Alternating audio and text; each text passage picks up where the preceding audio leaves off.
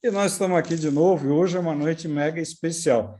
Preparem caderno, caneta, porque hoje nós temos uma aula impressionante de um cara que eu admiro muito e é um profissional de primeiríssima linha, mas eu vou deixar para ele se apresentar e falar o currículo dele. Mas ele está lá do outro lado do mundo, exatamente do outro lado do mundo, na Nova Zelândia.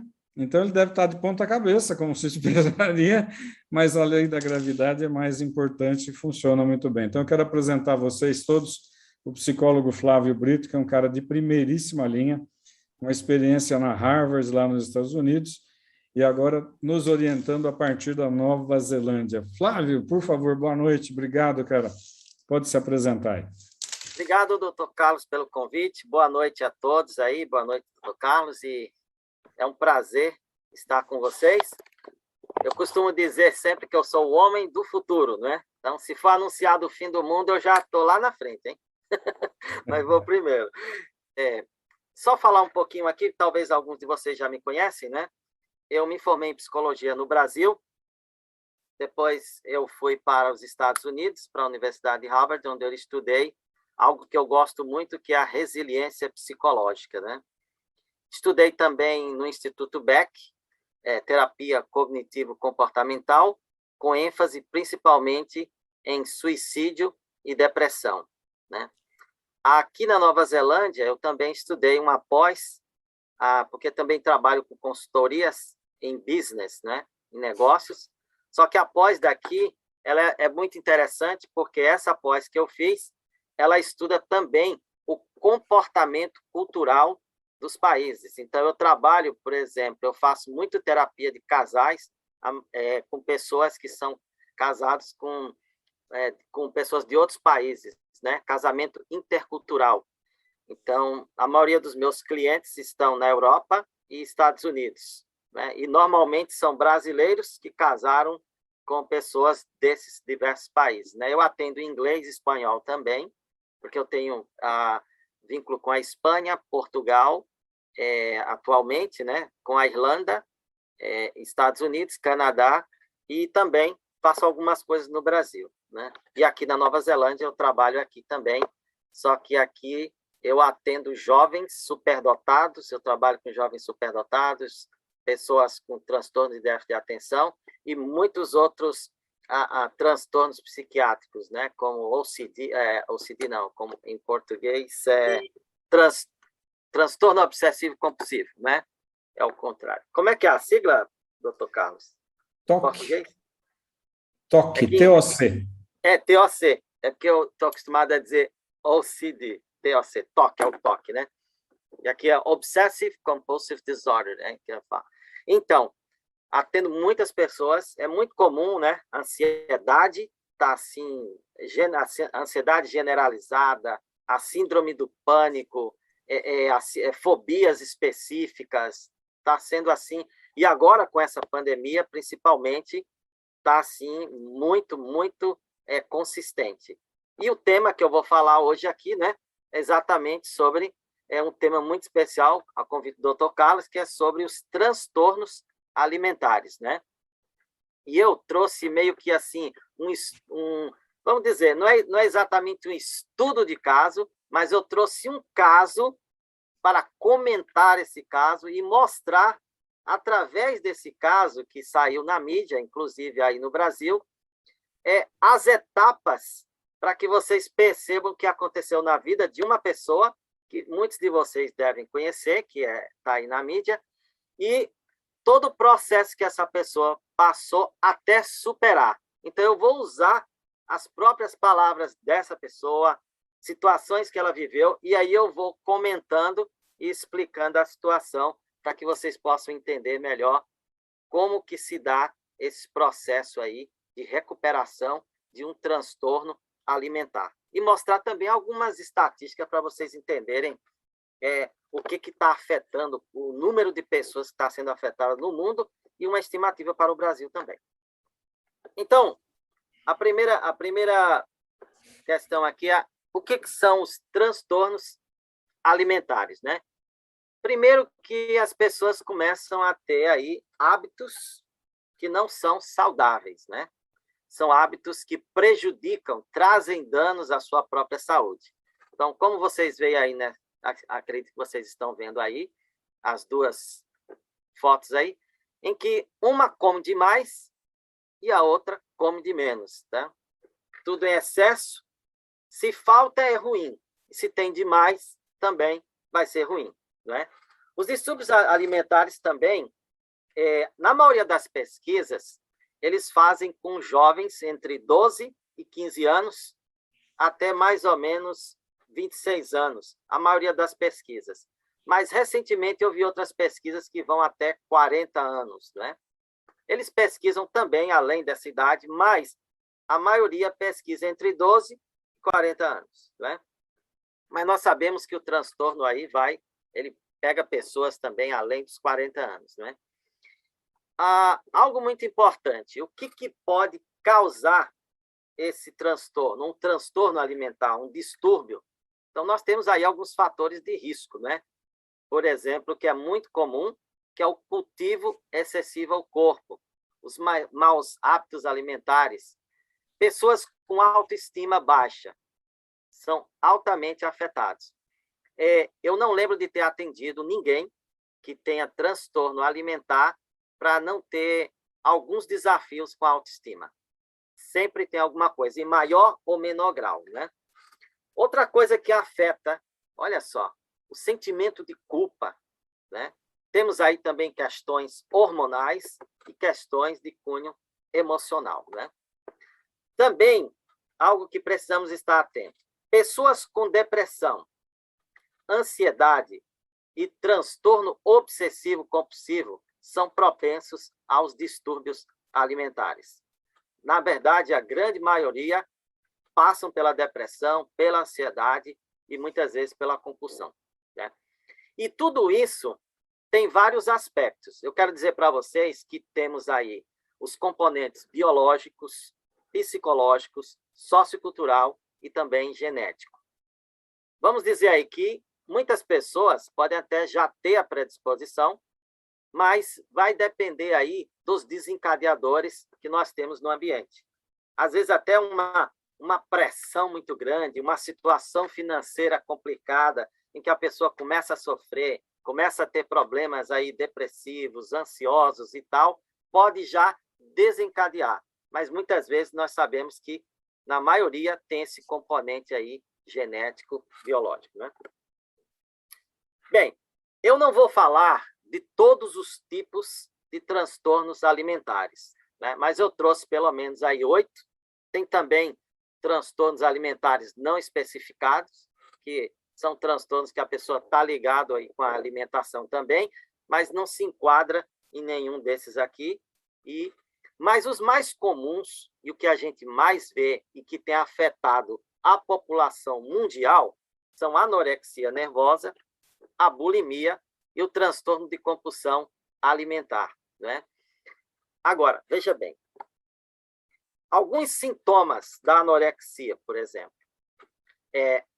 as pessoas, elas têm a tendência de sempre achar que não estão no peso. Existe uma distorção, né? Então, e elas acabam perdendo massa, perdendo gordura, ficam magérrimas, e quando olham no espelho, ainda se veem como se tivessem gordos, né? Então, assim, tem uma restrição alimentar severa, preocupação em ganhar peso. Alguns anos atrás, eu fiz estágio em hospital psiquiátrico, né? Logo quando eu estava terminando a psicologia, meu curso. Eu fiz estágio também na clínica e um dos meus primeiros casos foi uma jovem recém-casada e que ela já vinha do CAPS. Eu não sei se ainda o CAPS é nacional, né, doutor Carlos? E ela já vinha do CAPS e eu ainda estava fazendo estágio e eles não resolveram. Ela ficou muito tempo, ela estava sendo medicada e aí veio fazer terapia. Quando ela chegou, eu fiquei pensando, minha nossa, eu estou aqui começando e essa moça já está passando por lá. Mas foi lá, e aí eu aceitei, minha professora disse, e aí, vamos lá? Eu disse, vamos, era o desafio. E eu trabalhei com aquela moça. E ela tinha uma baixa autoestima. Uma autoestima muito baixa. Para vocês terem ideia, ela estava de um jeito que ela estava desempregada e ela fazia os currículos, mas não tinha coragem de entregar o currículo. Tinha aqueles pensamentos ansiosos, medo de receber um não. Então, o transtorno alimentar estava gerando outros problemas. Outra coisa, ela queria tirar a carteira de motorista. Ela já dirigia com o marido, dirigia sozinho ao redor ali, mas não conseguia fazer o teste. Então, eu trabalhei com ela, né? Ela tinha um médico, ela estava sendo medicada, eu trabalhei com ela e também tínhamos uma nutricionista. Então, com esse tratamento aí multidisciplinar, né? Nós conseguimos reverter isso em 4 meses. Apesar da luta, ela tirou a carteira, ela conseguiu mandar os seus currículos, conseguiu emprego e ela fez tudo certinho. Porque a grande questão é que, às vezes, algumas pessoas, elas começam, têm uma melhora em algum aspecto, que às vezes tem um aspecto que está incomodando, e aí ela resolve aquele aspecto, só que o ser humano, ele tem muitas vertentes, tem muitos aspectos e muitas arestas que às vezes você precisa parar. No caso dela, ela fez tudo o que deveria ser feito, então ela ficou bem e conseguiu ter êxito, não voltando mais para precisar de tratamento. Seguiu adiante sua vida. Mas o que eu chamo a atenção é que alguns pacientes, às vezes, eles vêm, resolve algo que está assim, mais evidente para ele, ou está causando um problema, mas tem mais algumas coisas que precisam ser aparadas as arestas, os ciclos que precisam fechar, que é necessário, às vezes, um pouco mais de tempo para resolver isso, principalmente quando você tem muitos anos que vem carregando esses sintomas, né? Nós temos aí a bulimia nervosa, por exemplo. As pessoas comem em grande quantidade, mas a grande questão é que, por causa do medo de ficar, de perder, de aumentar os quilos, né? Ganhar peso, eles acabam expelindo o que come, né? E come demais, e come escondido, para que as pessoas não vejam. É uma situação muito complicada. Mas a bulimia tem, vamos dizer assim, tem essa vantagem nesse sentido que eles conseguem controlar o peso de uma certa forma, mesmo fazendo isso. Agora, com certeza, o doutor Carlos pode até falar no futuro, eu não vou entrar muito nessas questões médicas, mas tem problema de garganta, tem problema de estômago. Nós sabemos aí que pessoas com transtornos alimentares têm problemas neurológicos, cardíacos. Então, assim, é muita coisa além das questões emocionais. É por isso que, normalmente, tem acompanhamento médico, acompanhamento nutricional e um acompanhamento com profissional da área da psicologia. Porque é necessário que os pensamentos e as emoções eles possam ser regulados, né? Por exemplo, nós temos um caso aqui, Princesa Diana. A depressão, para ela, foi algo que levou à bulimia. Foi a porta de entrada, como saiu em todos os jornais mundiais. Ela começou, se você vê o corpo dela, a gente que teve a oportunidade de ver fotos, a gente via que tinha um controle, né? Tem alguns documentários em que Príncipe Charles ele fala de muitas vezes ela está desmaiada, né, em casa porque ela tinha esses problemas com a alimentação, né? Não sei se vocês conhecem essa jovem, né? Pois o que vocês estão vendo nessa jovem aqui? Tem alguma coisa de errado com ela, algum problema? Ou vocês conhecem ela, já viram em algum lugar? Ver se alguém aqui tem algum comentário. Não? Então tá bom. Então vamos lá. Então vocês não conhecem essa moça, né? Ok. Então, essa moça, olha só, ela é uma jovem, né? Dá para perceber que é uma jovem bonita, uma jovem elegante, né? E ela é uma repórter. E aí tem alguns aspectos sobre ela. Por exemplo, 100 quilos. Você deve estar se perguntando. Essa moça, sim, braços grossos, ombros e quadris largos demais. E é muito alta. É assim que essa jovem, quando estava com seus 34 anos, descrevia o seu corpo. Era assim que ela se via aos 34 anos de idade. Contudo, isso está na reportagem da Veja de 13 de maio de 2016. Agora, como ela realmente era? O que vocês viram antes, o peso, tudo aquilo, é como ela se via. Mas como ela realmente era? 65 quilos é o que ela pesava. E, de acordo com os especialistas, distribuídos em 1,70 m de altura, né? Ou seja, perfeitamente distribuídos. Mas ela, quando olhava para o espelho, acreditava que estava gorda, que tinha 100 quilos, e não tinha quem fizesse ela enxergar de uma forma diferente, né? Aí, o que leva as pessoas a terem essa visão? E aí você vê na reportagem da Veja, 2016, um transtorno que distorce a imagem que você tem do próprio corpo e que muitas pessoas não conhecem, né? Por que eu decidi falar desse transtorno, né?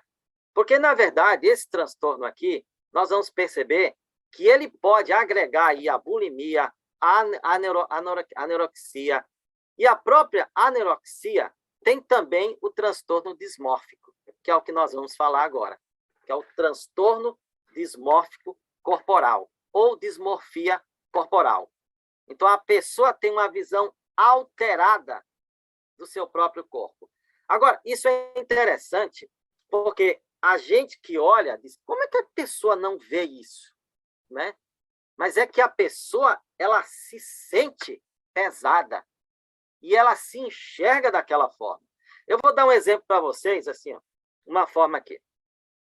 Eu estava conversando com uma pessoa esses dias que essa pessoa mora no continente asiático. E ela me pediu ajuda, porque estava percebendo que tinha alguma coisa errada com ela. E aí, ela me conversou sobre um assunto que eu ajudei, mas eu percebi que tinha alguma outra coisa que nem ela sabia que tinha. Então, eu conversando um pouco e fazendo algumas perguntas, eu fui além, numa segunda conversa, e aí eu perguntei sobre leitura. Quando você lê, alguém já falou que você tem dificuldade e tal? Ou que fala alguma coisa que não está escrita? Ou que está... Ela disse, eu faço isso todo dia. Meu marido disse que eu leio e que eu não leio algumas palavras que estão ali. E eu repito. E ele diz, você ainda não viu. Então, eu percebi que ela tinha dislexia, mas ela não percebia. Então, uma pessoa disléxica, ela lê e ela não consegue ver a palavra. E aí, repetia, ele mostrava de novo, e ela lia de novo, e ela achava que tinha lido a palavra. Né? Tem até umas histórias aí de Tom Cruise, por exemplo, que ele quando ia gravar, ele tinha uma palavra, ele dizia outra. Ele voltava. Então, ele tinha que ter alguém do lado dele, lendo os scripts, para que ele pudesse continuar. Então, eu tenho uma colega de trabalho de um outro setor que me deu uma carona para o meu setor. E o carro da empresa, ele tem o visor, né, que a gente consegue ver a traseira. Consegue, para estacionar, consegue ver os lados do carro.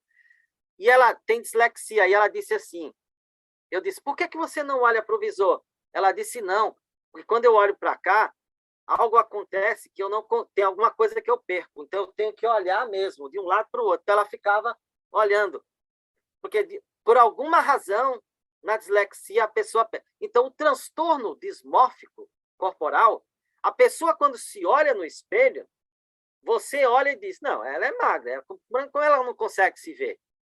Mas aí tem uma questão também, que o nosso cérebro emocional, ele grava algumas coisas.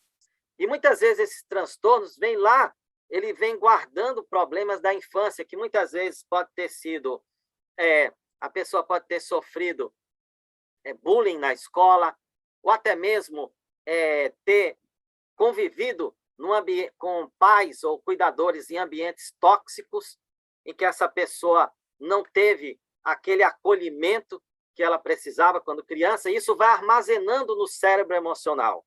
Então, quando você fica adulto, você está um adulto, cronologicamente falando, né? Biologicamente falando, mas o cérebro emocional, o seu inconsciente, ainda está comandando o seu cérebro racional.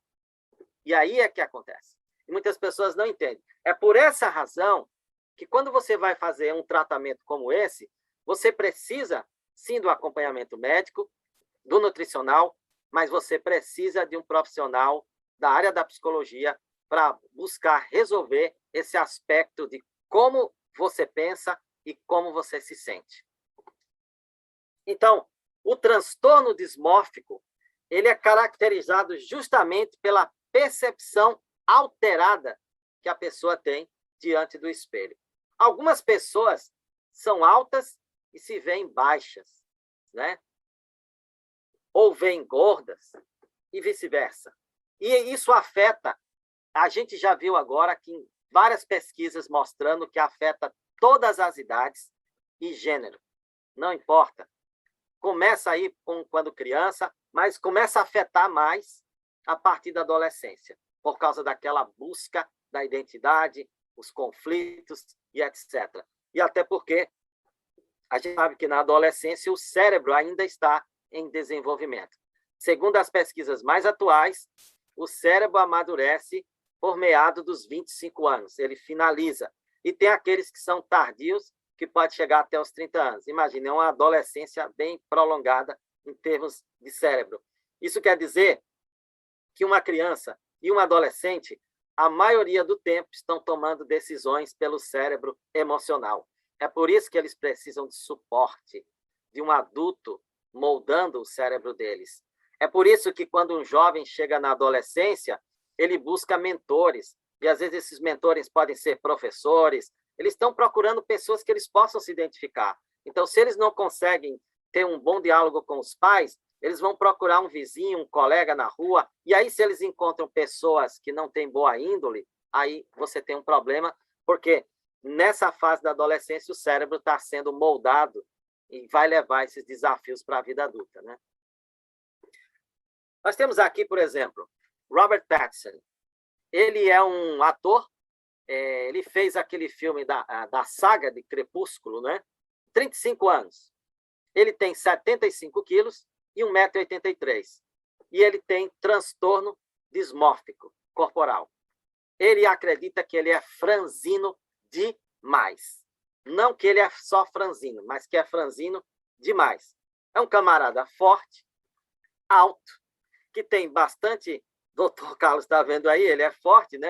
É músculo, não é gordura e tal, mas ele se acha franzino. Então, eu fico pensando, o que eu sou, né? 1,65 m com 66 quilos. Então, é complicado. Aí nós sabemos, por exemplo, Michael Jackson. Tinha transtornos dismórficos, né? Fez várias plásticas, teve câncer de pele, por causa também de tratamento na pele, mas a questão do nariz era algo que ele achava, ele fazia uma plástica atrás da outra e continuava achando que o nariz estava grande. E a gente vê aí como foram grandes mudanças que aconteceram. Então, tem uma reportagem, inclusive, que eu só tirei o print para que vocês vejam. Michael Jackson tem fobia de engordar. Então, ele estava, nessa reportagem, fala que ele estava fazendo somente uma refeição por dia, né? E ele estava ficando magro, mas ele achava que estava tudo bem, né? Então, essa jovem que nós estamos aqui estudando e comentando é a Diana Garbin, uma repórter. Ela trabalhou na Globo, acredito que hoje ela está no SBT, né? Ela dizia o seguinte: não importa o que as outras pessoas pensam da gente, né? O que importa é a percepção que nós temos de nós mesmos. Por mais que dissessem para ela, que especialistas explicassem, ela ainda se sentia do mesmo jeito, né? Ela disse que sofreu por 20 anos com transtorno alimentar. Vocês já imaginaram? 20 anos. Aí, quando ela foi diagnosticada, ela foi diagnosticada primeiro com transtorno alimentar não especificado, porque ele não se enquadrava 100% em um desses aqui. Mas, se nós observarmos, ela tinha distorção da imagem corporal, foi diagnosticada, e tinha vários aspectos. Então, as pessoas com transtorno dismórfico, ela pode, às vezes, praticar bulimia ou até mesmo a anorexia. Vai depender. Ela disse que tinha uma relação completamente doentia com o corpo. Ela reconheceu isso depois do tempo. Uma relação doentia com a alimentação, e ela tentava, de qualquer forma, não comer. Que era o medo de passar do peso e que ia ficar mal, né? E algo que ela relata, que me chamou muito a atenção, ela dizer que passava vários dias comendo uma maçã. Uma maçã. Comia um pouco cada dia. Na adolescência, principalmente, ela cansou de morrer de fome, mas ela não comia. Você já imaginou alguém, segunda, comer um pedaço da maçã, terça, quarta, quinta, sexta, sábado, domingo, uma maçã? E o transtorno faz isso com as pessoas, né? A sua visão, a maneira que você se vê. E como ela disse, ela só foi diagnosticada quando tinha 34 anos. E o que ela fez? Ela, exatamente, teve um acompanhamento médico, teve que ir ao psiquiatra, medicação e a terapia com um profissional da psicologia para poder resolver o seu desafio alimentar, que com certeza causou aí, né, uma baixa autoestima e muitas outras coisas. Acontecem muitos medos nessa fase. Quando ela ficou grávida, ela falou que tinha medo da gestação, mas ela já estava, pelo menos, num processo já. Em 2016, ela tinha 34 anos.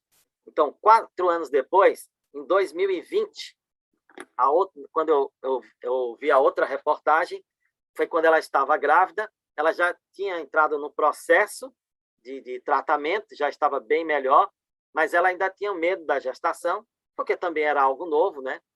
E ela tinha medo não só da transformação do corpo, mas como seria o pós-parto. Mas ela já estava muito melhor, muito mais preparada para essa fase. Talvez ela nem teria, né, entrado nessa fase se não fosse o tratamento, né? E ela diz o seguinte, nessa fase da vida dela, ela é a esposa do Tiago Leifert, né? Eu acho que ele trabalhou na Globo, deve estar em outra rede hoje, se eu não me engano. Ele fez parte aí do BBB, alguma coisa assim. E ela ficou grávida, disse que foi uma alegria muito grande, ou seja, estava amando, estava grávida, e a frase que ela disse, fiz as pazes com a comida. Então, é muito interessante como esse processo do tratamento que ela fez foi ajudando ela, né? E, com certeza, assim, teve uma coisa que ajuda muito. Quando você tem um amigo ou familiar, alguém te apoiando. Então, também é muito bom que você possa ter alguém que você possa confiar, que quando você se abre, você fala sobre o assunto, e aquilo não fica só jogando para dentro.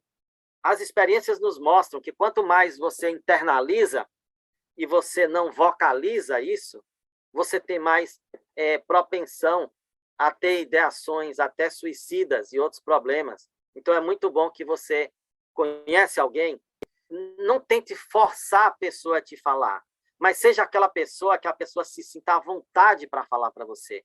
A gente não força as pessoas, a gente se torna um ouvido bom. Então, aprenda a ouvir, não dar sermões, a entender a pessoa, porque às vezes a gente ouve e aí já vai. Tem uma jovem que ela é russa, a família dela, pelo menos, é russa, e ela morava nos Estados Unidos, e ela teve transtorno alimentar. E aí, ela nunca falou, mas a mãe dela percebeu, numa viagem que ela fez, ela falava umas coisas e a mãe percebeu que tinha algo errado. E aí, finalmente, ela tomou coragem, depois da mãe insistir. Ela estava 2 meses fora de casa, e a mãe disse, filha, por que você não falou isso antes? E ela chorava, eu não sabia como você ia ouvir. Então, a mãe recebeu muito bem. Mas quando ela falou para o pai disse, filha, para de frescura, para com isso agora, e come e faz isso assim, assim, assim. Ela disse que aquilo ali jogou ela para o chão, porque ela se sentiu... Porque o que a pessoa quer que você entenda é que o sentimento dela seja validado. Entende? O sentimento. Porque você pode dizer para ela que ela não é aquilo, que ela não está vendo, mas não é isso. A questão não é essa. Ela já ouviu isso de outras pessoas. Ela já leu sobre isso. A questão é ela conseguir se ver. Então, é importante que você ouça, e seja aquela pessoa que não vai julgar. E se é você mesmo que tem esse problema, busca alguém de confiança, mas compartilha, não fica guardando, porque isso traz outros transtornos. Né? Então, vamos falar aqui algumas lições, né, aprendidas por ela. Ela disse, eu aprendi a comer com calma, atenção e prazer. Olha só, como um tratamento, uma pessoa que sofreu 20 anos, pensa bem, 4 anos depois, a pessoa, inclusive com a gravidez, que há de convir que para uma mulher que tem transtorno dismórfico, transtornos alimentares, uma gravidez é algo assim que vai mudar um monte de coisa. Mexe com hormônios, mexe com a sua estrutura, né, física, mexe com a estética. E assim, ela conseguiu aprender a comer com calma, atenção, prazer, aprendeu a amar e respeitar o corpo, como ela mesma diz, e aprendeu a honrar, aceitar o corpo, como ela disse, que é um instrumento de vida e não um objeto. Então, isso é fantástico. A pessoa passar por esse momento e aprender tanto, né? E aí, ela com a filhinha nos braços, toda feliz, né? Dizendo, eu acho interessante quando ela diz, né, que ela nunca foi tão pesada, né? Nunca teve tanto peso na vida dela como na gravidez, mas é a fase mais feliz da sua vida, né? E ela tem um orgulho de saber que sua filha nasceu e é que o corpo, e ela proporcionou isso, e ela está amamentando também. Então, é fantástico você ver. Então, o que eu quero dizer com isso é que é possível a recuperação, né? É possível. Se você tem alguém que você conhece, haja, incentive essa pessoa. Mas, assim, entenda que primeiro você precisa ouvi-la. Você precisa se tornar aquela pessoa confiável para ela. Você precisa se tornar aquela pessoa que ela vai sentir que não vai julgá-la e que realmente vai emprestar o ouvido. Aquela pessoa que, na hora que vai conversar, tem tempo e não está com o celular ao mesmo tempo. Então, você realmente vai ter uma escuta que vai ser privilegiada para aquela pessoa. Né? Foi perguntada a ela, o que você pretende ensinar à sua filha? Quero ensinar a minha filha a ser corajosa e livre. Coisa maravilhosa, né? É a verdadeira força da superação. Né? Eu teria aqui algumas estatísticas também, só para a gente ter uma ideia. Foi da Veja também, de 2020, ano passado, janeiro, né? De ruminação à compulsão, os transtornos alimentares que afetam os jovens. Mas eu quero dizer que aqui também fala que 4,7% da população brasileira sofre de transtornos alimentares. Mas eu também quero fazer uma ressalva. Nós sabemos que muitas pesquisas no Brasil é muito complicado, porque sabemos que tem muitos locais que o acesso, ou até mesmo o entendimento das pessoas, então, pode ter certeza que os números eles são muito mais elevados. Pode ter certeza. Outra coisa que chama atenção é que a anorexia é a doença psiquiátrica que mais mata no mundo. Então, e tenho pesquisas recentemente, aqui na Nova Zelândia, posso dizer até 2 dias atrás, doutor Carlos, coincidentemente, assisti uma palestra, não é, com uma professora da Universidade de North Carolina. E ela falou dessas estatísticas. Está subindo cada vez mais o número de pessoas com transtornos alimentares. Vi pesquisas que de 1 a cada 5 se suicidam. Em outra pesquisa, 1 a cada 4 se suicida. Nos Estados Unidos, são 30 milhões de pessoas. 70% desses 30 milhões têm acompanhamento adequado. E no Brasil? Como que acontece isso? Né? Essa assistência, esse entendimento. Né? Eu fico pensando, aquela pessoa, ribeirinho, lá onde eu morei no Amazonas, 16 anos, lá no interior, será que ele entende sobre o transtorno alimentar? Será que ele está nessa estatística? Tem acesso a essa assistência? Então, eu gostaria também de mostrar para vocês um vídeo, espero que vocês possam prestar, um vídeo que eu fiz sobre os transtornos alimentares, é um vídeo rápido, só para que a gente possa ter uma noção disso. Você quer saber quais as consequências dos padrões de beleza estabelecidos pela mídia? Eu vou dizer para você algumas dessas consequências. Autoestima baixa, depressão, dietas excessivas e distúrbios alimentares. Você quer isso para você? Acredito que não. Os padrões de beleza impostos pela mídia são inatingíveis, especialmente porque há uma lacuna entre uma imagem real e uma imagem irreal e doentia de beleza no mundo dos filtros e dos photoshops. Por isso, é bem melhor e mais saudável que você concentre-se em cuidar do seu bem-estar físico, mental e emocional, não permitindo que a mídia nem outras pessoas ditem os seus valores, o que você deve ser, ou mesmo a forma que o seu corpo deve ter. Diga não a esses padrões por firmeza e torne-se o agente da sua própria beleza.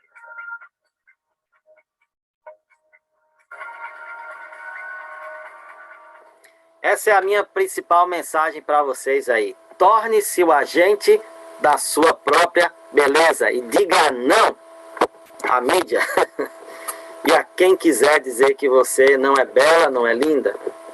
Né?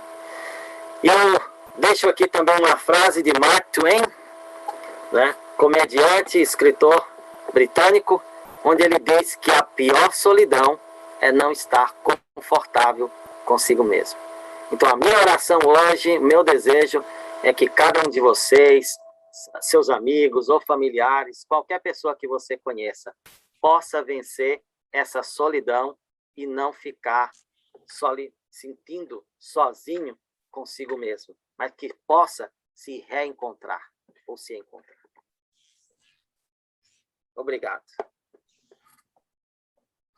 Muito legal, muito legal. Então, deixa eu te perguntar, aproveitar então que você fez essa apresentação, e essa ansiedade, esse comer demais que a pandemia causou. Porque, queira ou não, o pessoal, o mundo todo se perdeu, né? Eu falei outro dia numa live que se essa pandemia tivesse sido orientada e comandada por médicos com M de medicina, em janeiro do ano passado, quando a gente percebeu que a coisa era séria, né, já era óbvio. Em um mês, em 4 semanas, os vírus já estavam em Nova York e já estavam em Milão. Sim. Então, era óbvio que era uma pandemia, era óbvio que aquilo era novo, era óbvio que aquilo era grave, era óbvio que na China estava todo mundo morrendo e os números foram escondidos. Naquela época, a gente poderia ter tomado uma decisão médica e não política, e não de médico que esses médicos famosos de hospital particular que falam, fica em casa, espera ficar ruim e vem para o meu hospital. Os médicos que realmente falam, fique em casa, não vai transmitir para mais ninguém e vamos cuidar da casa. Agora, não aconteceu isso, a gente entrou em hibernação, meses trancados, aí começa a relaxar, depois tranca de novo, começa a relaxar, tranca de novo, e é um tal de fica preso em casa, quem fica preso na gaiola quer comida. Como é que a gente resolveu, ou o que você sugere para essa ansiedade, esse estresse, esse pânico que todo mundo está tendo, e a comida acabou sendo uma válvula de escape? Olha só, doutor Carlos, tem uma coisa muito interessante que, muitas vezes, o que acontece? O ser humano, quando ele encontra uma solução que parece complicada, aí ele corre atrás. Às vezes, quando você tem uma solução simples, as pessoas acham simples demais e aí eles não praticam, né? Mas uma coisa, por exemplo, que ajuda. Eu não lembro, vamos dizer, mais de 99% dos clientes que eu tenho que praticam respiração, né? A respiração diafragmática, por exemplo. Você enche, conta até 4 pelo menos, e assopra, né? Solta. Então, essa respiração já resolve bastante coisa. Mas uma outra dica que eu dou para vocês é o seguinte: o nosso cérebro, ele tem um sistema límbico, que muitas vezes cientistas chamam de cérebro emocional. E dentro desse sistema límbico, nós temos a amígdala. A amígdala, ela tem aí uma função de proteção. Então, vamos dizer assim, isso faz parte da própria evolução, né? Se vinha um tigre ou uma onça, né, um animal feroz para cima do homem, a amígdala acionava para que ele pudesse correr, se esconder, tinha que fazer alguma coisa, né? Você tem que ter algum tipo de ação. É tanto que a gente sabe que, por exemplo, eu não sei como vocês reagem, mas eu conheço pessoas que, se um cachorro, por exemplo, vem até eles, independente do cachorro, tá? Tem um muro de 5 metros de altura, a grade está fechada e o cachorro latiu, ele não consegue nem correr e começa a suar frio e para ali e não tem quem tire ele do lugar. Eu tinha uma pessoa que tinha esse problema. Ou seja, o que chamamos em inglês de freeze, né? Ele congela, né?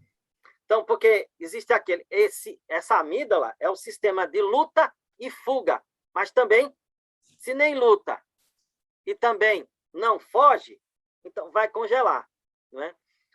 O que acontece? Quando você está com ansiedade, você começa a projetar nos arsenais da sua própria mente, nos palcos dos seus pensamentos, todas as desgraças para o futuro. Então, o que você pode fazer? Uma coisa bem simples. Você tem que parar e começar a questionar os seus pensamentos.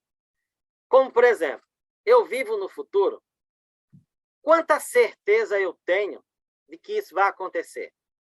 Não é? Por exemplo, eu estou aqui na Nova Zelândia. Aí alguém fala, mas eu quero fazer isso, eu quero fazer aquilo. Veja bem, você pode dizer quando que a primeira-ministra vai abrir as fronteiras? Você não sabe e nem pode dizer. Aí eu perguntei, mas o que você pode fazer aqui dentro do país? Se você não pode viajar para fora, você pode viajar aqui dentro. Então, na época, podia, né? Nós estávamos... E aí, é a mesma coisa. Se você percebe que tem coisas que você não controla, é aí onde a ansiedade ela é alimentada. Quando você fica no ciclo daquilo que você não controla. E aquilo que você não controla, você também não tem muito conhecimento. E aí o que você vai?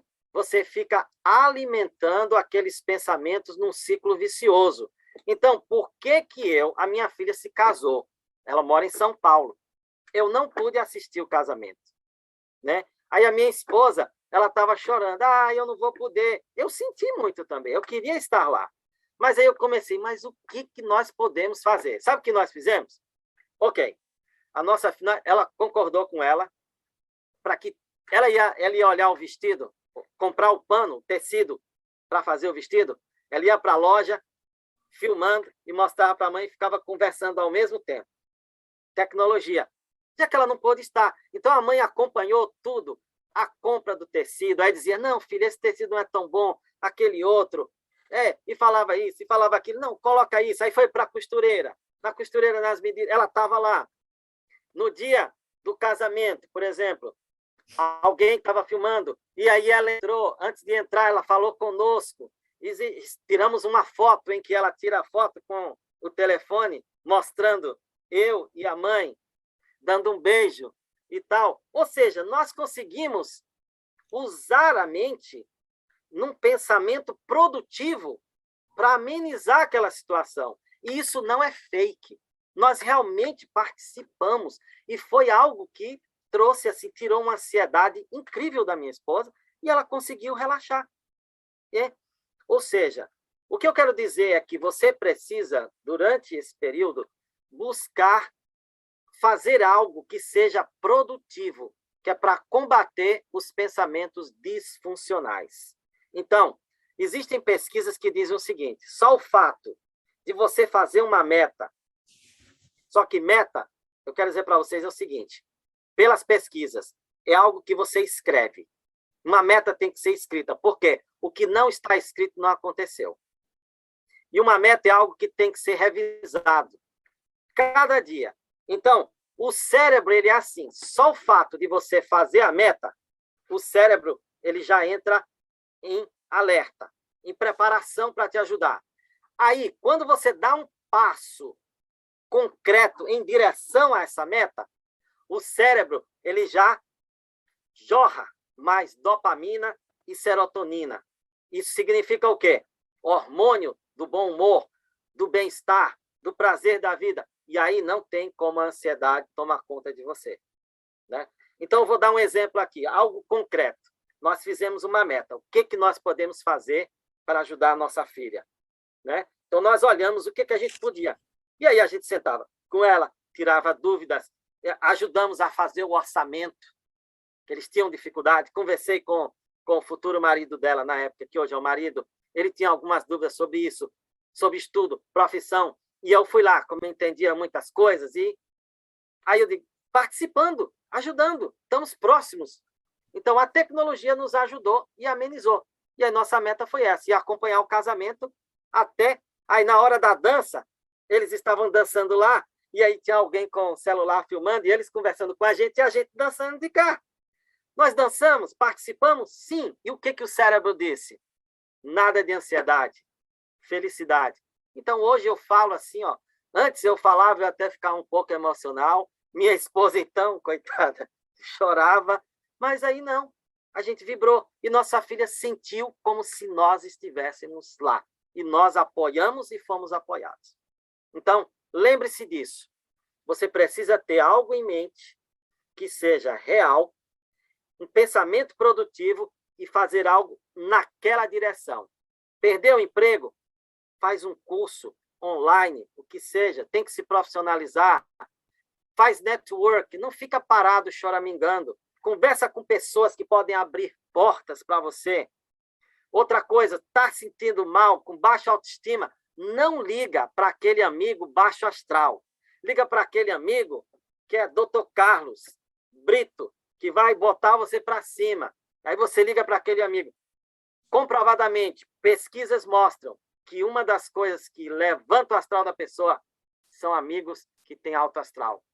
Pessoas animadas, que não vão virar para você e dizer, mulher, desista disso. Tu acha que tu vai conseguir esse emprego? Não vai dar certo. Ó, você já fez 1001 dieta. Que negócio é esse de Adão e Eva? Adão e Eva é lá da época da Bíblia. Vai lá. Minha filha, nós estamos na modernidade. Esqueça isso. Jogou a pessoa para o buraco. Você precisa daquela que diz, que bom, você vai ser a Eva moderna, o Adão moderno, e vamos lá, né?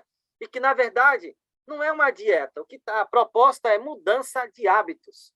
Coloca isso na sua mente. Mudança de hábitos. Porque se você pensar assim, às vezes, quando o Dr. Carlos colocou dieta de Adão e Eva, ele quer exatamente tirar esse pensamento da modernidade, porque o cérebro odeia a restrição. Bota isso na sua mente. Então, eu quero dizer para vocês que eu tinha 85 quilos. E eu achava que estava bem. Até que um dia, meu carro pifou e eu tive que caminhar até a minha casa. Isso foi há uns 7, 8 anos atrás. E sabe o que aconteceu? Eu não consegui chegar em casa caminhando, eu parei numa calçada, eu sentei. E eu disse, nunca mais isso vai acontecer comigo. E eu dei umas 3 paradas até chegar em casa. Hoje eu tenho 68 quilos, não mais 85. E o que eu fiz? Dieta restritiva? Não, mudei hábitos. Busquei coisas saudáveis, alternativas. Minha esposa aprendeu a fazer pão e eu faço junto com ela. O nosso pão é pão com farinha de amêndoas, é com ovo, ele tem o cream cheese, mistura ali. Então, é coisa saudável. Aí eu fiz o pão, não tem trigo, não tem açúcar, entendeu? Eu aprendi.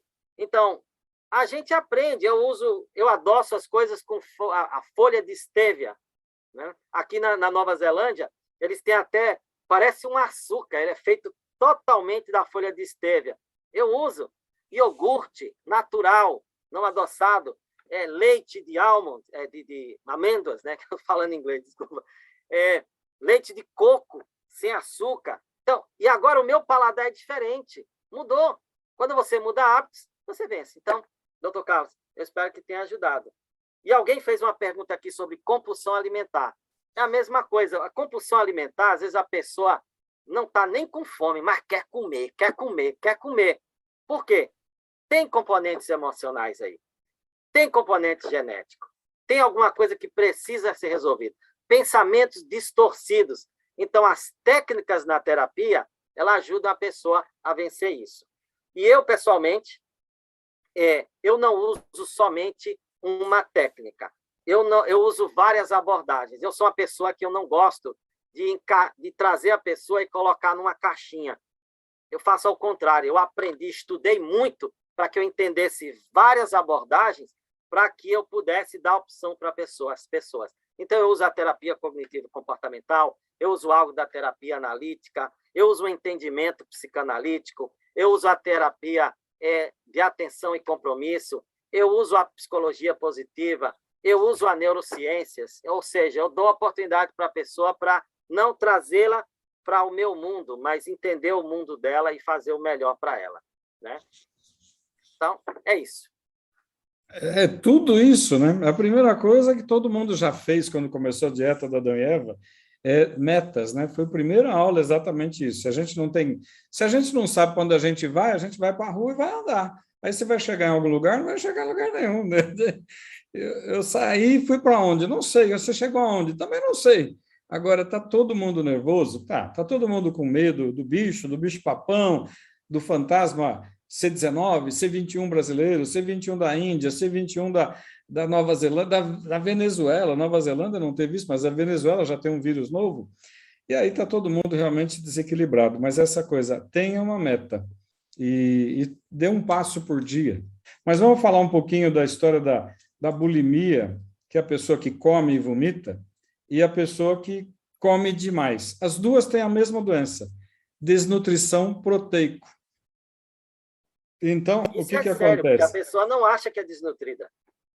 E ela é desnutrida. Eu lembro, sempre cito um trabalho que foi feito há 20 anos, aqui na cidade de São Paulo, por médicos pediatras, e eu fiz um trabalho há 30 anos, com 30 mil crianças de escola pública, de criança de 7 a 12 anos, vendo o peso das crianças, 45% estavam acima do peso. Eu chamo acima do peso tudo que está acima do peso. Então, eu uso uma regra simples, que as nutricionistas não gostam muito, mas ela funciona.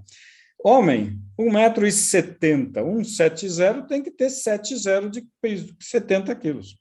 A mulher, eu tenho que subtrair 10 daqueles 2 dígitos. Então, uma mulher de 1,70 m menos 10, 60. Uma mulher de 1,60 m, 160, menos 10, 50. E isso é um número mágico? Não, é um número médio. Então, você pode dar uns 5 para lá, 5 para cá. Depende da estrutura óssea, estrutura muscular. É um jeito simples de saber o peso. Então, você falou tua altura, você está no peso perfeito. Então, aquele indivíduo que você falou, tinha 1 m, ator de cinema, então, eu tenho 1,80 m, poderia ter 80 quilos, mas ele tem um pouco menos. Então, ele tem uma estrutura esquelética pequena, mas ele tem musculatura boa, mas o peso dele está abaixo por causa do esqueleto, ele tem uma estrutura óssea menor. Osso pesa e músculo pesa, gordura pesa menos, né? Mas o que acontece com aquela pessoa que come e vomita, que é a tal Isso é comum.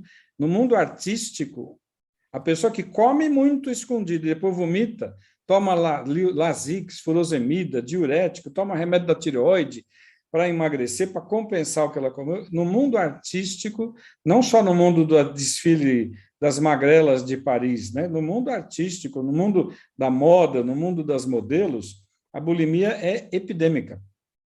Sim. Mas a grande maioria não vai procurar psicólogo nem médico.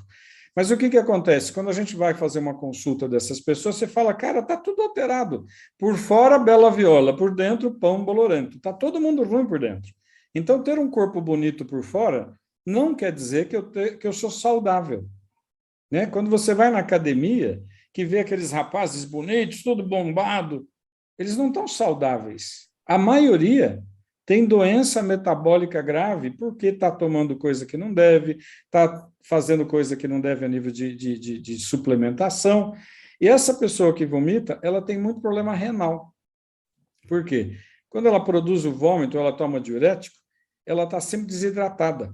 Então, ela está produzindo concentração de lixo tóxico no rim. A maioria tem lesão renal. E um trabalho feito pela Universidade de São Paulo aqui, há 25 anos, com crianças do bairro do Morumbi, da favela, e do bairro do Morumbi de escola particular cara, rico. 95% das crianças da favela e 95% das crianças estavam com algum grau de anemia. Fala, bom, na favela eu até entendo, mas o que a molecada rica estava com algum grau de anemia? Porque come tudo errado.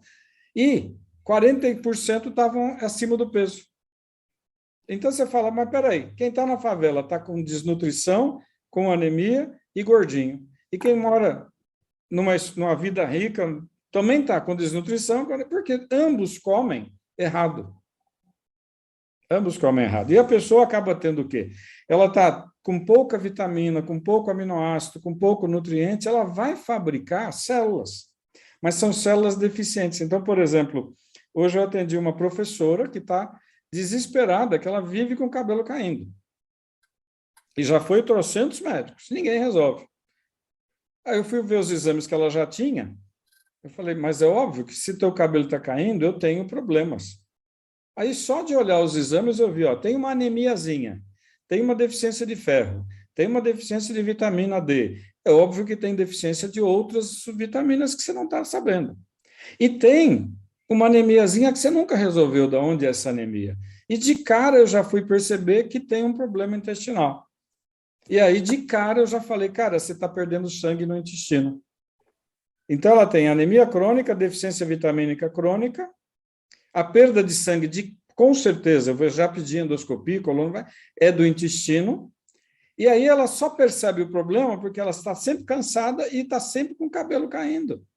E ia numa dermatologista que fazia injeção, infusão de vitaminas no couro cabeludo. Eu falei, nossa, se eu chegar a pegar um agrônomo e falar, eu tenho um pé de milho aqui que está fraco, vamos injetar umas agulhas no pé do milho aqui. Quer dizer, tudo errado, tudo errado. Eu falei, minha filha, é super fácil. Vamos primeiro ver onde está sangrando e fechar, bota uma rolha lá onde está sangrando. Segundo, vamos suplementar tudo. O teu cabelo está caindo porque você está fazendo cabelo com deficiência de nutrientes. Então, você está fazendo célula da pele com deficiência de nutrientes, célula do pulmão, nutrientes, cérebro, ou seja, todas as células que você está fabricando nos últimos 10 anos que você está assim, estão deficientes, são células que vão cair logo, vão morrer logo. Mas o cabelo foi o ponto que ela viu. O que acontece com esse pessoal com bulimia ou com ansiedade que come demais? Todos têm o mesmo problema, desnutrição proteica. E aí vai comprometer mesmo. Pessoas usam muito laxantes, né? Muito laxante. É aquela laxante, diurético, remédio para tireoide, e você vai muito endócrino. Eu sempre falo mal do especialista, não que eu não sou contra especialista, mas que a maioria não sabe o que deveria saber, que é a medicina como um todo. Como você, como psicólogo, você sabe tudo da psicologia para escolher a tua ferramenta. Então, o médico deveria saber tudo. Aí vai num médico especialista que ele só foca no problema. Ah, não, vamos te dar uma receita para emagrecer que tem diurético, laxante, remédio, papapá, e detona a pessoa. Ela emagrece, mas vai ficar doente. Tem que ter muitos cuidados. Sabe, assim, é muito importante, como a gente estava conversando aqui, porque nós temos que entender que quando eu fazia estágio no hospital psiquiátrico, era muito comum também ver as pessoas chegarem e elas só queriam pedir o medicamento. E aí recebia.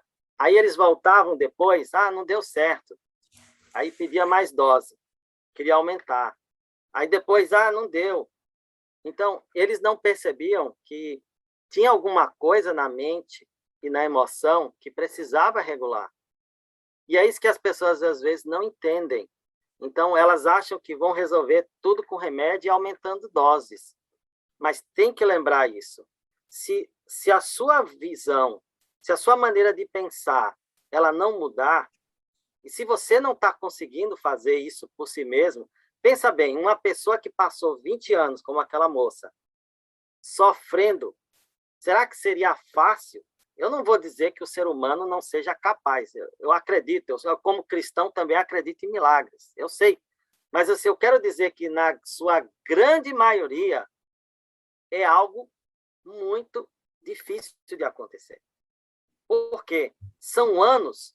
E eu digo também porque são anos armazenando no cérebro emocional e nós somos praticamente assim 90% guiados pelo inconsciente.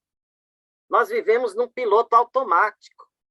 Tem coisas que você armazenou quando criança que você nem sabe.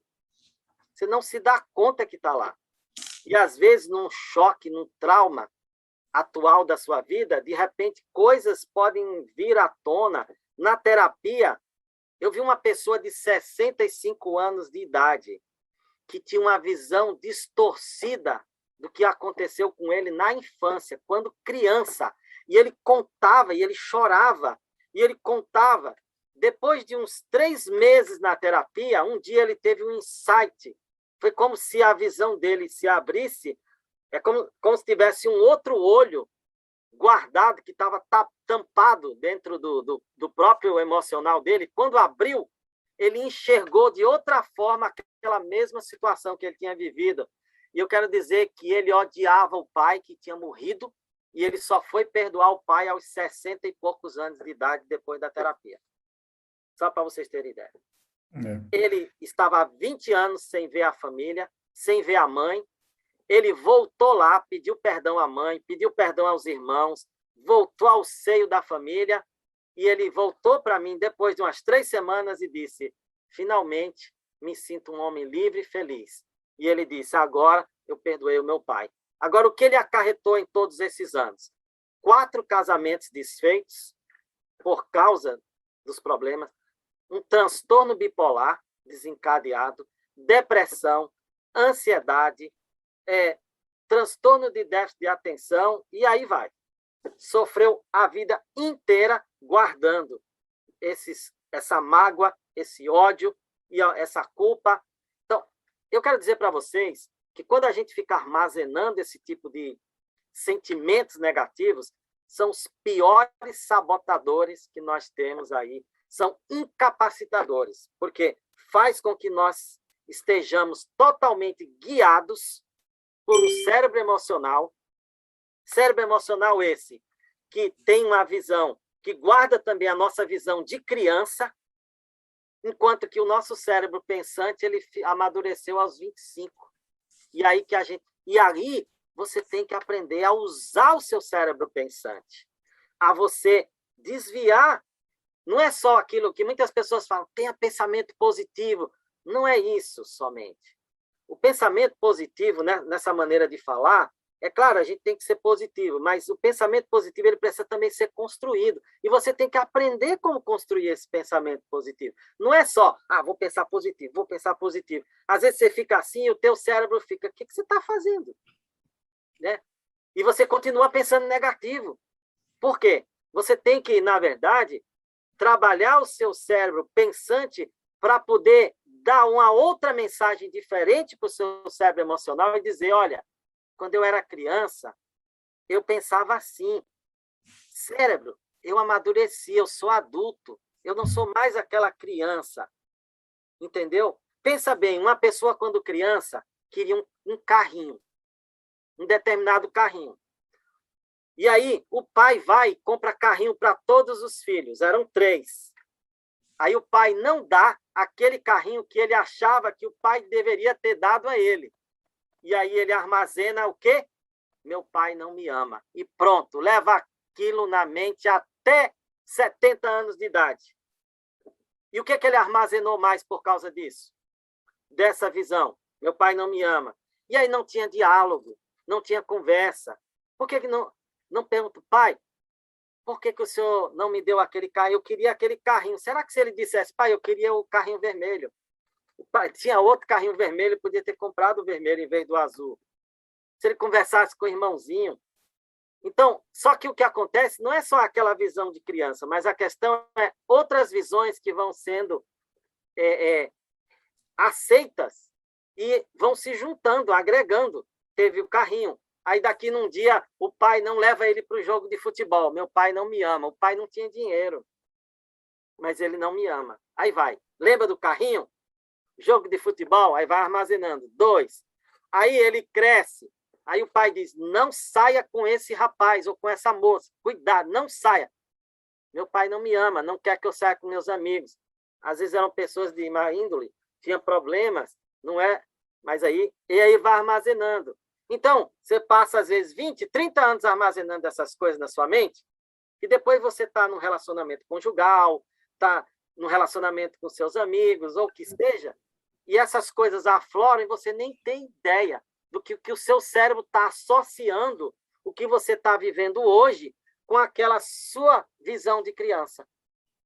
E aí, por isso que você precisa entender o processo do pensamento, como constrói o pensamento, então, como que você pode também ajudar seu cérebro a entender que tem que ser de forma diferente. Então, você tem que começar a reconstruir, né? E tem que reeditar algumas coisas. Nós não vamos mudar quem nós somos, mas nós podemos moldar quem nós somos. Nós moldamos.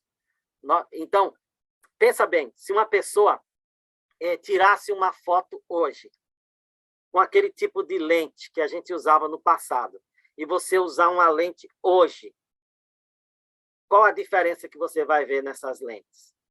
Né? A filmagem que se fazia anos atrás era totalmente preto e branco.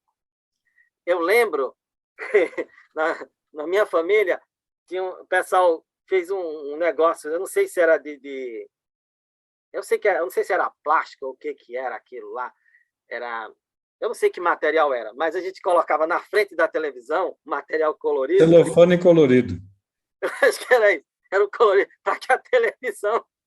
E aí a gente começava a ver só se era verde e azul, só via verde e azul. Todo mundo só vestia verde e azul naquele filme. Então é isso. Nós não podemos continuar vendo só verde e azul. Hoje dá para ver milhões de pixels. Né? É essa mensagem que eu queria compartilhar com vocês e deixar aí um grande abraço aqui da Nova Zelândia. Um beijo para todos. Felicidade para vocês. E muito obrigado, doutor Carlos. Sucesso aí. E vamos adiante. Vamos combater aí a ansiedade, a depressão, essas bulimias, anorexias e tudo mais, tá bom? Grande abraço a todos, muito obrigado. Hein? Nós é que agradecemos, Flávio, muito obrigado mesmo. Eu acho que com certeza é um bate-papo, uma aula que a gente vai assistir de novo, vai ficar gravado, vai para todo mundo assistir, e é como o Flávio falou, todos nós temos um pouquinho de ansiedade, um pouquinho de depressão, algum transtorno, alguma mágoa, alguma coisa do passado.